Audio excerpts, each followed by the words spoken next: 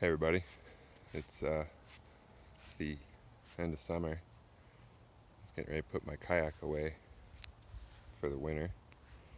I thought I would do a little bit of a review from my experience. I bought this at the beginning of the summer, so I've had it out several times now, and I'll let you guys know what I think. So this is the Perception Outlaw 11.5. It's a sit-on-top fishing kayak. This is basically how it came, minus the accessories here. But you can kind of see the design of it. It's a wide sit-on-top. It's got the handles in front, and this also acts as a paddle holder. So you can slot it in there and hold your paddle. Comes with this netting at the front too. You can also put your paddle in here. I purchased the wheel.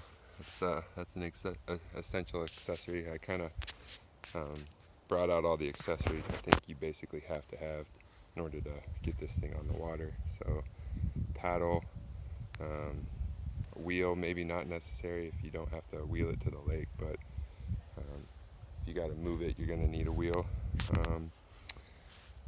Here's my personal flotation device. I'll kind of show you that here in a minute. Here's the seat that it comes with. This thing, one of the reasons I went with this model is because of the way the seat sits, how you're able to pull it out and give yourself some extra space. If you're wanting to stand, if you got a cooler that you want to throw in right here, it'll fit a cooler pretty well, and then you can use that as your seat. And it's got a nice slot to put your seat right here. It's got the bungee cords in the back to tie down your gear in the back. Also wanted to show you guys kind of like what the kayak looks like from underneath. It's molded plastic, but it's the way that it's shaped underneath. It's really stable in the water, so you can stand on it.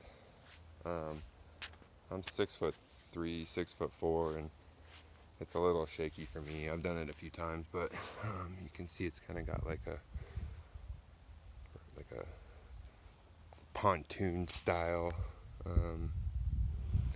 how it's cut out. I just wanted to kind of get in here if I can show you guys. It's got a cutout for your transducer. So that's where I throw my transducer through the scupper hole right here. It comes up here. You can actually, I think this is made for a attachment, so you can hook it in right there. So yeah, that's a good look at what it looks like. Like I mentioned before, I think the couple things you're going to have to get this thing on the water.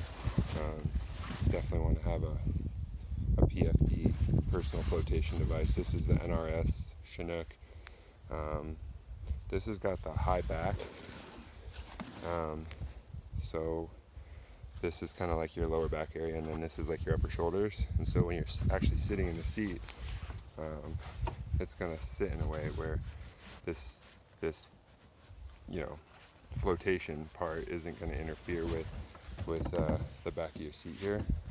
That's why I selected this particular life vest, and I'm glad I did. I think that was the right choice. So if you're going to get a sit on top with this kind of a chair, I would definitely recommend the high back PFD.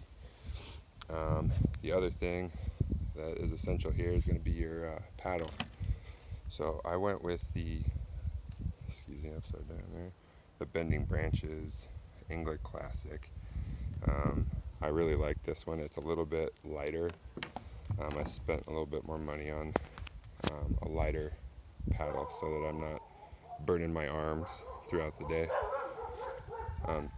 One thing to note, I went with a 270 centimeter paddle. It's a super long paddle.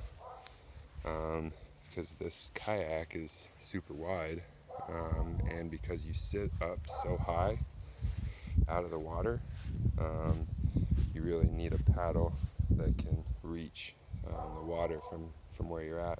So I'm also tall, so the 270 was just about right, I think. Could probably have gotten one size bigger if I wanted to, but it might have been a little bit more awkward. So overall, I would definitely say that I scored on this whole purchase. So I was trying to keep my whole purchase under $1,000, and with the kayak, the paddle, the life vest, and the wheel, I was right about $1,000 for the whole package.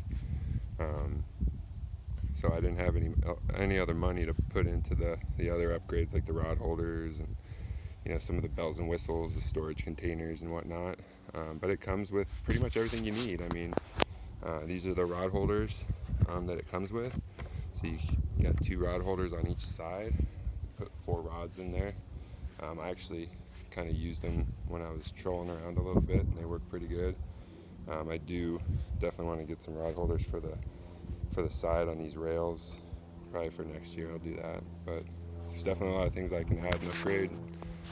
But coming stock, as it is, I would say this was a great purchase. I definitely would recommend